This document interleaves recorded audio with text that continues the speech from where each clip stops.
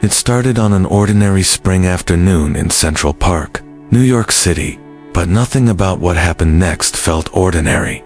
Sarah, a young project manager with a calm presence that seemed to slow the chaos around her, was sitting beneath a blooming cherry blossom tree. She wasn't scrolling through her phone or talking loudly into a headset. She was simply sketching in her notebook, breathing in the quiet.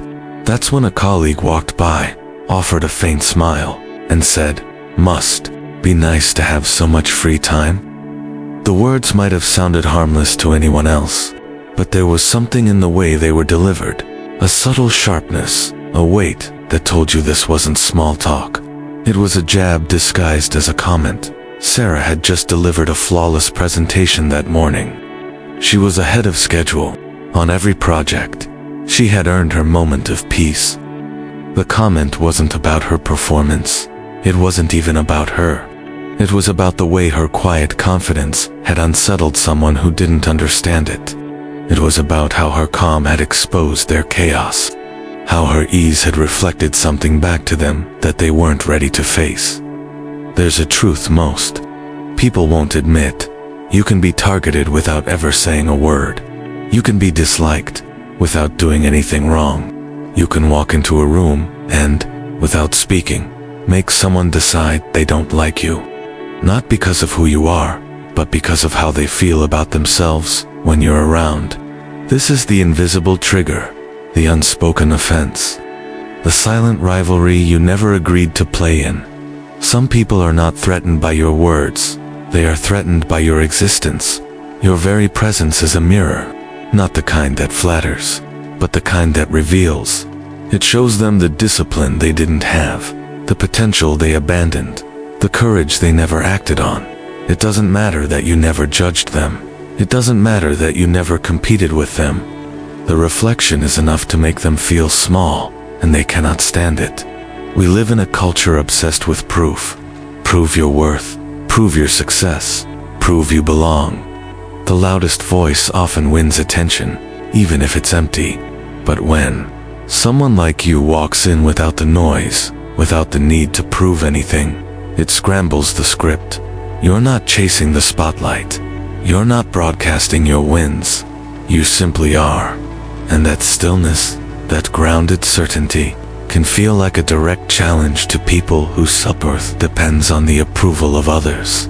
What makes this dangerous is that they don't always know why they feel this way.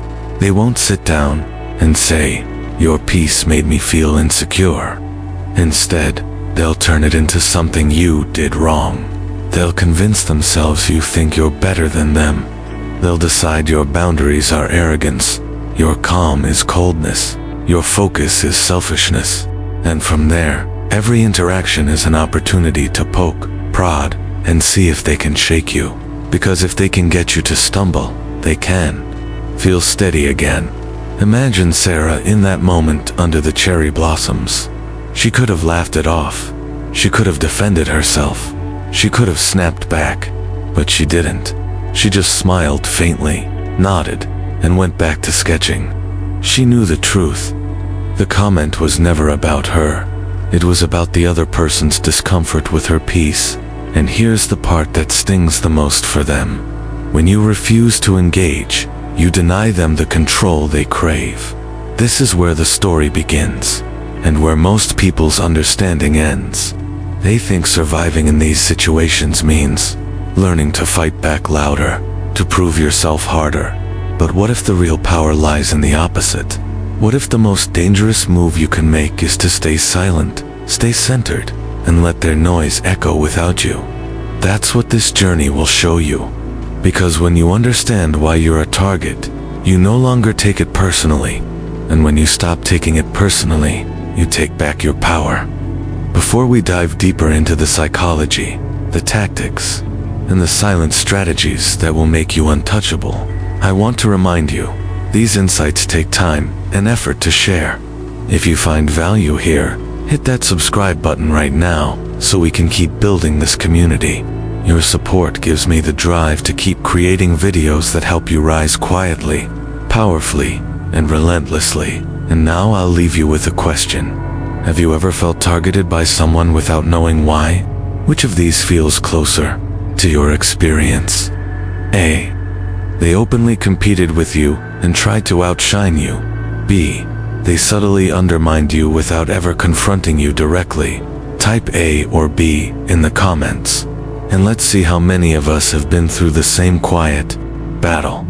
In a bright Los Angeles design studio, Olivia adjusted her headphones and leaned into her work. The room hummed with quiet productivity, but she barely noticed. She was lost in her flow, shaping a campaign that had already caught the attention of high-profile clients. She didn't see Megan, her colleague, watching from across the open floor plan. Megan's expression was unreadable, but beneath it was a storm. Olivia had not stolen an opportunity from Megan. She hadn't tried to outshine anyone. In fact, Olivia often kept to herself, letting her work speak instead of her words. Yet for Megan, Olivia's quiet competence was not neutral. It was a trigger. It was a living reminder of every moment Megan had avoided the kind of disciplined focus Olivia seemed to embody so naturally. This is the part of human behavior most people overlook. When someone targets you, it's often less about you and more about the emotional mirror you unknowingly hold up to them. Psychology calls it projection. It's when the emotions a person cannot accept in themselves are pushed outward onto someone else. A person who feels inadequate will label someone confident as arrogant. Someone wrestling with failure will resent the success of another. A person desperate for control will try to exert it over those around them. In modern life, projection rarely announces itself directly. It thrives in subtlety. In offices, it might take the form of undermining suggestions, masked as feedback. On social media, it shows up as vague captions, clearly aimed at you without ever mentioning your name. In friendships, it might be the backhanded compliment that lands like a sting. Projection gives the person a sense of relief, because if they can frame you as the problem, they can avoid facing their own discomfort. But projection alone doesn't explain why some people seem to fixate on certain individuals. The deeper driver is something I call the emotional scarcity mindset. It's the belief that life's recognition, love, and success exist in limited supply. And if someone else has more, you must have less. In this mindset, someone else's win is automatically your loss, and another person's peace becomes a threat to your own sense of worth. This thinking is as flawed as it is common. Your calm doesn't rob anyone of their right to be at peace, yet to a scarcity-driven mind, your very presence feels like a theft. Layered over this is a cultural pattern that fuels insecurity. In the United States, achievement is often displayed like a billboard. The louder you promote yourself, the more legitimate you seem. That constant demand to be seen and validated builds an environment where quiet confidence is misread as superiority. When you don't join the noise, those still trapped in it assume you're looking down on them, even when you aren't looking at them at all. Olivia never set out to make Megan feel small. In truth, Olivia had faced her own seasons of doubt and self-doubt. The difference was that she had worked through them in private, built new habits, and created her own sense of stability. That inner work left her less dependent on the approval of others. For someone still tied to external validation, watching another person operate freely from it can feel almost like betrayal. Megan didn't just see Olivia's success. She saw a kind of freedom she hadn't yet found in herself, and instead of letting that inspire her, she let it harden into resentment. What makes this dynamic so dangerous is that the person targeting you might genuinely believe they are justified. They might tell themselves that you are cold, detached, or uncooperative, reshaping the narrative until it feels true to them. This is how subtle conflict grows in environments where the surface seems calm. One person's inner unrest spills outward, looking for a place to land, and it lands on the one who least invites it. The irony is that people like Olivia often have high emotional intelligence, which can make them even more vulnerable, emotional. Intelligence allows you to read between the lines, to sense when someone is struggling, but if it's not paired with strong boundaries, it becomes an open door.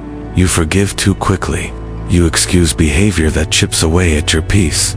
You assume they will see your intentions and respond in kind, when in reality, they may see your empathy as permission to keep pushing. There is a clear difference between healthy competition and toxic comparison. Healthy competition says your achievement motivates me to grow. Toxic comparison says your achievement diminishes me. One creates mutual respect, even when rivalry exists. The other breeds sabotage, quiet or loud. Once you recognize which one you are dealing with, you begin to see the situation for what it is, not for how it is being framed to you. In Olivia's case, the tension with Megan wasn't resolved through confrontation. It wasn't resolved at all, in the traditional sense. The awareness came from recognizing that the tension was never about a specific incident or a mistake she had made. It was rooted in Megan's internal battles, ones Olivia couldn't fight for her. That realization shifted everything. She stopped trying to explain herself.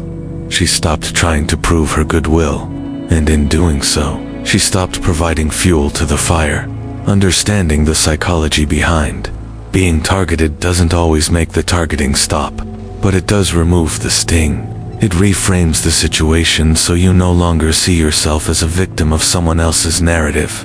You begin to see the quiet truth. Their reaction is a reflection of where they are, not a verdict on who you are. That shift alone is the first step toward becoming untouchable. In Chicago, Marcus had just received the promotion he had been working toward for years. It was the kind of advancement that didn't just validate his hard work. It elevated him into a position of influence within his growing tech startup. He didn't brag about it, didn't post celebratory photos online, and didn't make speeches about his own determination. He simply stepped into the role and kept doing the work. That should have been the end of the story.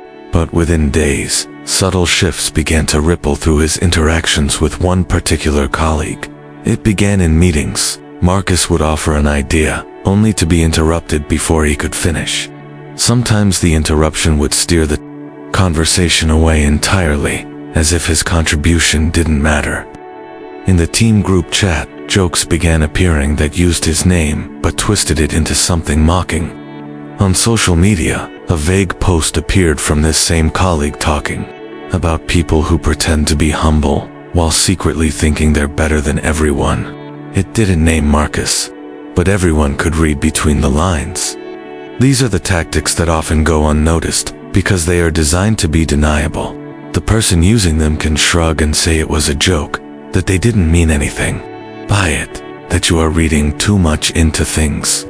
This is the essence of digital undermining. In an age where so much of our social and professional lives unfold in public spaces online, undermining someone's credibility or character no longer requires a direct confrontation. A carefully crafted caption or a strategically timed comment can do the work without leaving a clear fingerprint. Another tactic Marcus encountered was the backhanded compliment. It might sound like flattery to an outsider, but the sting is in the implication. Comments like "your lucky things just always seem to work out for you," or "I wish I could be as detached as you," "must be nice not to care too much," are designed to place you in a defensive position without ever sounding openly hostile. If you respond, you risk looking sensitive. If you stay silent, the implication lingers unchallenged. Then there is public humiliation. This is less about embarrassing you outright and more about controlling the narrative in front of others. In group settings, whether in a conference room or a casual gathering, a person may bring up an old mistake when you are gaining recognition, or question your methods in a way that makes others doubt your competence.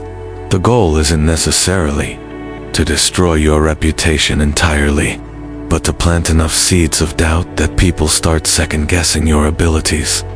Perhaps one of the most manipulative strategies is something I call narrative theft. This is when someone tries to rewrite your story in a way that benefits them. They will frame your hard-earned success as luck or as the result of connections rather than effort. They will portray your boundaries as coldness or selfishness. They will position your refusal to engage in drama as a sign that you think you're above everyone else. By controlling how others see you, they attempt to control how you see yourself. More subtle still is the use of weaponized vulnerability. This is when someone pretends to open up about their own struggles, not to build genuine connection, but to lower your guard. They might share a personal story or express admiration for your strength, and in that moment of intimacy, you offer them trust. Later, they use what they know to discredit you or manipulate situations to their advantage. This tactic is dangerous because it plays on empathy, making it harder for you to maintain necessary boundaries. Marcus began to notice these patterns, not because they were obvious, but because they were consistent. Each tactic was designed to provoke a reaction, to pull him into an emotional exchange where his composure might crack. The real aim was not to ruin his career, but to disrupt his peace. If he became defensive, if he lost his cool in a meeting, if he started arguing in the group chat, the colleague could reclaim a sense of power. Insecurity thrives when it can make others stumble. The difficulty in facing these tactics is that they are often invisible to those not directly targeted. A sarcastic comment might draw a laugh from the room. A vague post might seem unrelated. A compliment with a barb might sound harmless. This allows the person using them to maintain plausible deniability, leaving you to decide whether to address it or let it pass. And each time you let it pass, you wonder if you are enabling the behavior or simply choosing the higher ground.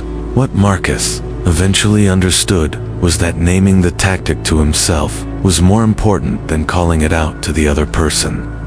Awareness was the first step toward disarming the pattern. By identifying what was happening, he shifted from being a passive target to an active observer. That shift alone took away much of the power the other person held. These tactics are not new, but in a world where reputations can be shaped and reshaped in real time, they have more reach than ever before. Recognizing them for what they are is essential, because the sooner you see the pattern, the sooner you can step out of the game entirely. You cannot stop people from using these strategies, but you can refuse to give them the one thing they are after, your reaction. And in that refusal, you begin to reclaim the quiet strength they were trying to take. In Miami, Elena had been a nurse long enough to know that hospitals could be as political as they were busy. She had learned to manage long shifts, sudden emergencies, and the endless stream of voices demanding her attention, but nothing had prepared her for the moment in a staff meeting when a senior colleague questioned her judgment in front of the entire team. The accusation wasn't loud, but it was sharp enough to slice through the air. Every head in the room turned toward her, waiting for a defense. Elena could have snapped back.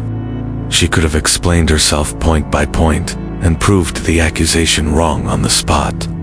Instead, she took a slow breath, met the other person's gaze, and said calmly, "I'll follow up with the correct information after the meeting." Then she turned her attention back to her notes. The silence that followed wasn't weakness, it was control. By refusing to be dragged into a public sparring match, she stayed in command of her own energy and the room's perception. The silent, Stoic counterattack begins with the understanding that you cannot win a game played on someone else's terms. The moment you react impulsively, you give them what they wanted all along, evidence that they can move you. They feed off your emotional responses, because each one reaffirms their ability to control the rhythm of your interaction. To counter this, you have to slow the pace, create space, and decide when and how to engage. One of the most powerful tools in this approach is what I call the pause. The pause is not hesitation or indecision. It is a deliberate moment of stillness that allows your emotions to settle before you speak or act. In that space, adrenaline loses its grip and clarity takes its place. The pause can be as short as a few seconds in a tense conversation or as long as a day before replying to a provocative message.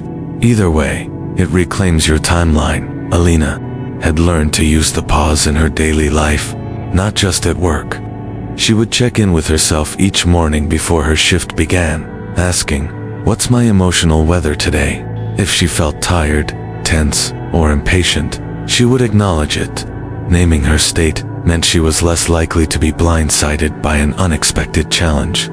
In the hospital, this practice kept her from taking someone else's stress personally. She knew the difference between her own storms and the storms others brought into the room. Another layer of the silent counterattack is building These are small, subtle limits you set in your communication and availability. Elena stopped answering non-urgent messages immediately, especially when they came from people who often used her quick replies to pull her into unnecessary conflicts. She allowed herself time to consider what was being asked of her and whether it aligned with her priorities before responding. In a world that glorifies instant replies, choosing to respond on your own terms is an act of quiet rebellion. Physical grounding also played a role in her strategy. When a situation grew tense, she would shift her focus to something tangible, the feeling of her feet pressing into the floor, the texture of the pen in her hand, the rhythm of her breathing. These small anchors kept her from being swept away by the emotional tide of the moment. They reminded her that while she couldn't control every interaction, she could always control her own presence within it. The strength of the silent Stoic counterattack lies in its invisibility. There are no raised voices, no dramatic exits, no grand gestures. From the outside, it might look like nothing at all, but underneath, you are taking decisive action. You are refusing to validate their tactics, declining to feed their need for control, and protecting the mental clarity that allows you to make better decisions. People who thrive on disruption often escalate when their initial attempts fail. They may push harder, speak louder, or try new angles to provoke you. This is where your discipline is tested. The goal is not to shut down entirely or withdraw out of fear, but to remain steady enough that their escalation exposes itself for what it is. The more you hold your center, the more obvious their desperation becomes. Not only to you, but to everyone watching. Over time, Elena noticed a change. The colleague who had challenged her in that meeting tried again, a few times, but without the reaction they were looking for. Their efforts fizzled. Eventually, they redirected their attention elsewhere. This is the quiet truth about conflict. Many people are not looking for resolution, they are looking for engagement. If you stop giving it to them, you take away their reason to keep coming back. The silent Stoic counterattack is not about suppressing your voice forever. It is about choosing when to use it so that it carries weight. It is about resisting the pull to explain yourself to those who have already decided how they want to see you. And it is about recognizing that the most powerful statement you can make is often the one you don't speak at all. In mastering this approach, you send a message that cannot be twisted or denied. You are no longer playing by their rules. You are not in the game to win it, because you have already stepped outside of it. And from that position, your silence is not absence. It is dominance in its most disciplined form. Think of your inner peace as a home you have spent years building. It is not just a shelter. It is a place where your mind can rest, your energy can recover, and your clarity can return. You would not leave its doors wide open for strangers to wander in. You would not let anyone rearrange the rooms or damage the walls. Yet many people treat their inner life with less care than they give to their physical home. They let anyone with strong emotions, loud opinions, or constant demands step inside. Over time, the space becomes cluttered with other people's problems, resentments, and chaos. Elena understood this better than most. Her work in the hospital exposed her to people in crisis every day, and she knew that if she didn't build strong defenses, the weight of their emotions could overwhelm her. For her, building a fortress of inner peace wasn't about shutting people out entirely. It was about knowing who to let in, when to open the gate, and when to keep it firmly closed. The first part of her fortress was purpose anchoring. Every action she took during the day was connected to a larger vision of who she wanted to become. This gave her a simple but powerful tool. When faced with a decision, an invitation, or a demand for her time, she asked herself one question: does this serve my purpose? If it did, she could engage fully, without guilt. If it did not, she could decline without regret. Purpose was the compass that kept her from being pulled into conflicts or distractions that drained her, without giving anything back. She also practiced regular energy audits. At the end of each month, she would look back at where her mental and emotional energy had gone, which conversations left her feeling lighter, and which left her feeling tense, which activities gave her strength, and which consumed it without return.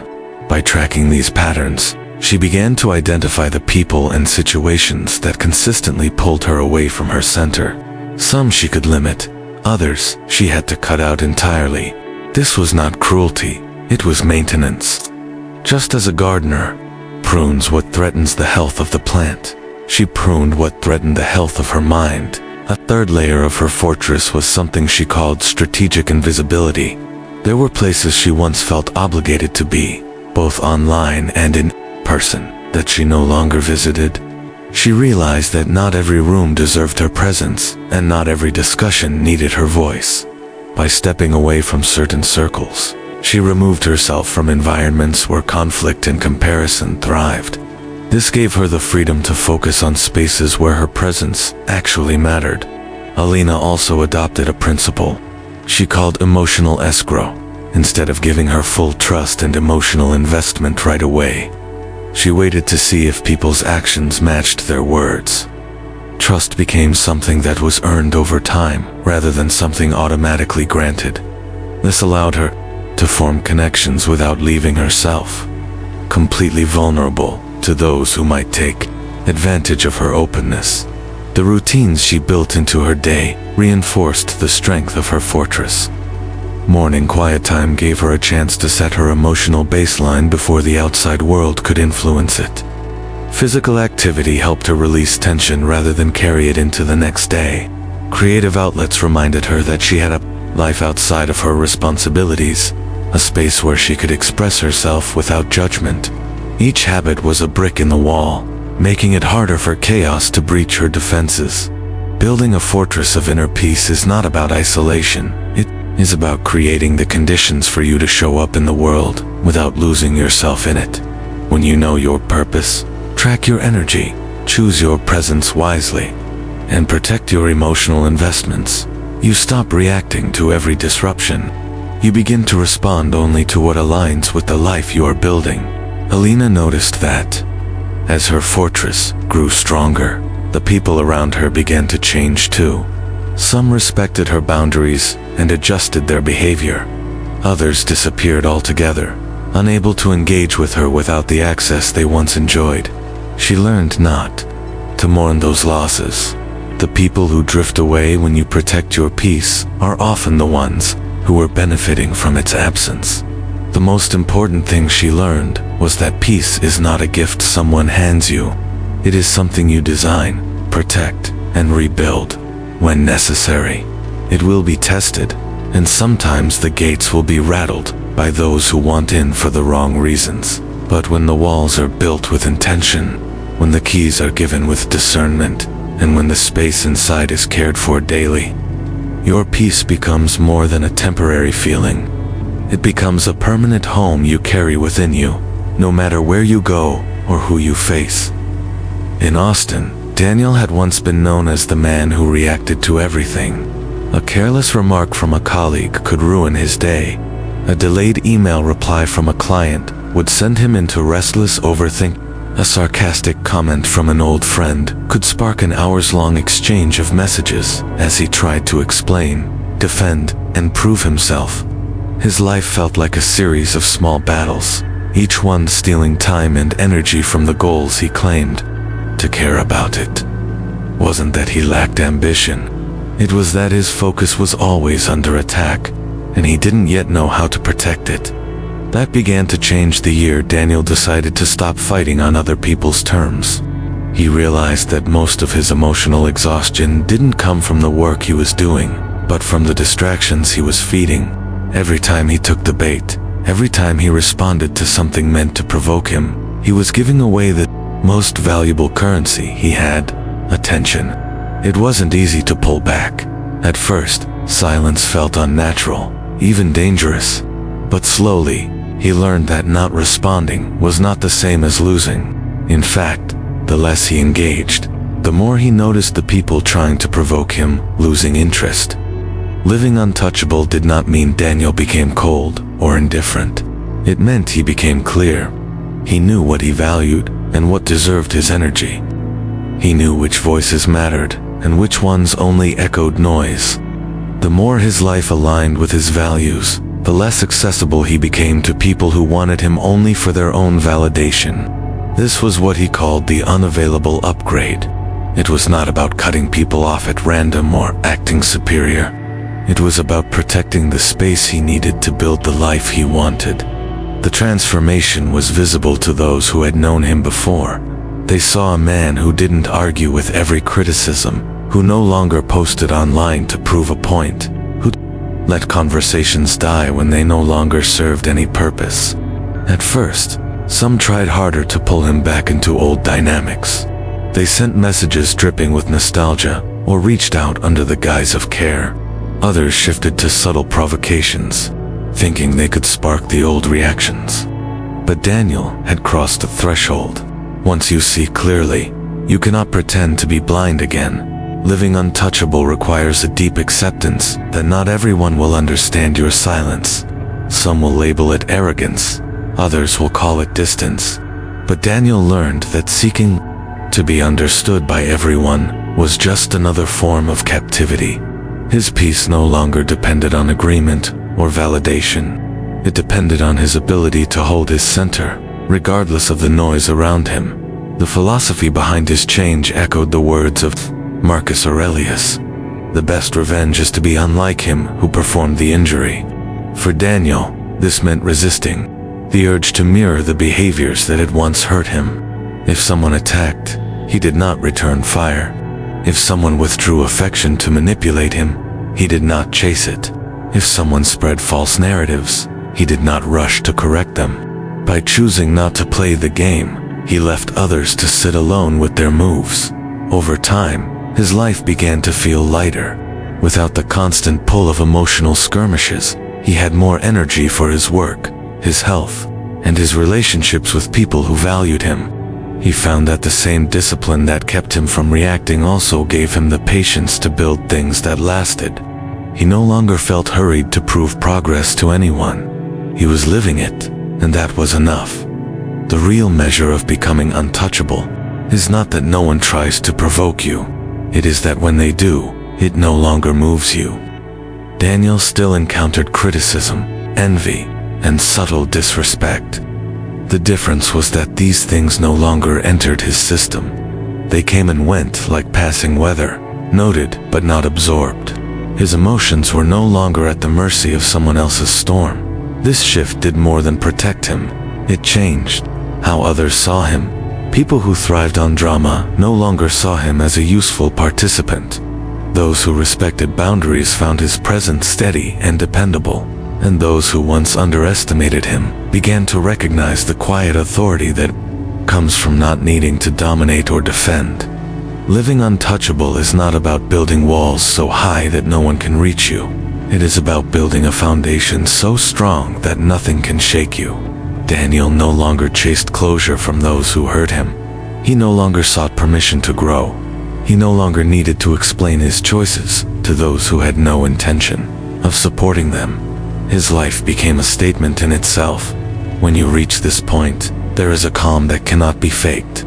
It is not the calm of avoiding challenges, but the calm of knowing you can face them without losing yourself.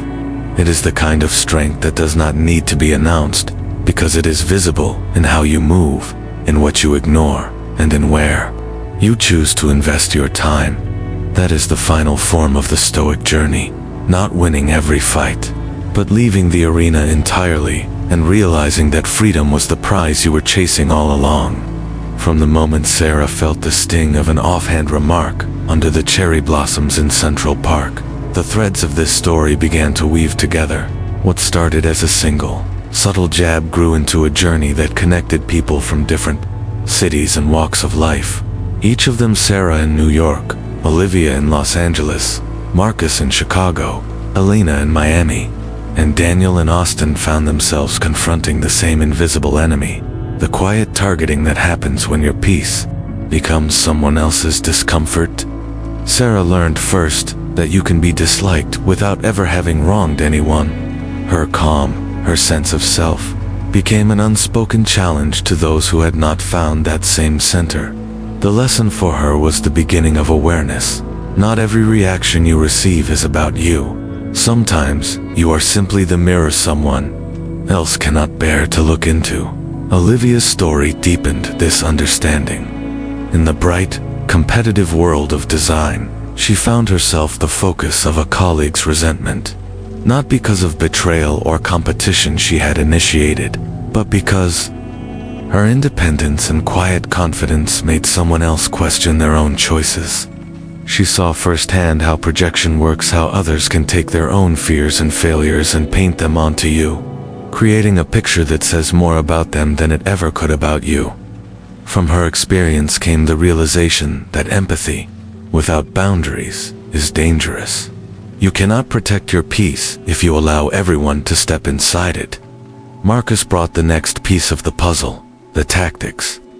His rise in the tech world was met not with open competition, but with subtle, deniable moves, digital undermining, backhanded compliments, public challenges meant to weaken his image. It became clear that not every attack is loud or obvious. Some are designed to provoke you into defending yourself, because the defense itself becomes ammunition. For Marcus, the breakthrough came when he stopped trying to expose the game to others and instead began to name it privately for himself. Awareness stripped the tactics of their power. Elena's life as a nurse showed what happens when you take that awareness and respond with discipline. Her ability to hold her ground in the face of public provocation, to pause instead of react, turned silence into a strategic act. She understood that the moment you choose to respond on your own terms, instead of theirs, you reclaim the pace and direction of the exchange. The silent counterattack is not about pretending nothing happened. It is about refusing to give your adversary the satisfaction of steering your emotions. Daniel brought the story to its conclusion by showing the end game of this journey, becoming untouchable. For him, it was not about hiding from life or numbing himself to emotion. It was about clarity. He no longer gave his attention to every provocation, no longer sought validation from those who thrived on withholding it, and no longer allowed himself to be pulled into fights that didn't serve his purpose. His life became aligned, not reactive. The absence of his old responses was not emptiness, it was freedom. Together, their stories reveal a simple but difficult truth. People will try to disrupt your peace not because you have done something wrong, but because your calm reveals what they lack. They will project, provoke, and manipulate in ways designed to make you question yourself. The moment you see this for what it is, you have a choice. You can play their game, feeding the cycle, or you can step outside of it entirely. The lesson here is not that you must harden yourself against the world, but that you must protect the conditions that allow you to thrive. This means building boundaries that do not bend under pressure, practicing the pause before you respond, limiting access to your emotional energy, and aligning your actions with a purpose strong enough to filter out distractions. Your peace is not an accident, it is the result of deliberate, repeated choices to value your own clarity above someone else's chaos, applied to your own life. This means learning to observe without absorbing. It means noticing the subtle provocations, the shifting narratives, the guilt-laced comments, and choosing not to fuel them with your reaction. It means understanding that not everyone deserves your explanation, and that your silence, when intentional, can be the most powerful response you have. It also means accepting that some relationships will fade as you grow. Those who relied on your lack of boundaries will not celebrate their loss of influence over you, but their absence will make space for connections built on mutual respect. If you commit to this path, your sense of stability will grow stronger. You will find yourself less concerned with how others interpret your choices and more focused on living them. You will waste less time proving and more time building. And in time, like Daniel, you will see that the greatest form of control is not over others, but over yourself. Now I want to hear from you. Which part of this journey speaks to you the most? Is it the moment of realizing the attack was never about you, or the discipline of staying silent in the face of provocation? Comment below with your thoughts so others can see different perspectives and learn from them too. If this story resonated with you, subscribe to the channel so we can continue creating powerful, thought-provoking content that helps you rise above the noise and protect your peace. Your support fuels the work and ensures that together we keep building lives that are centered, focused, and untouchable.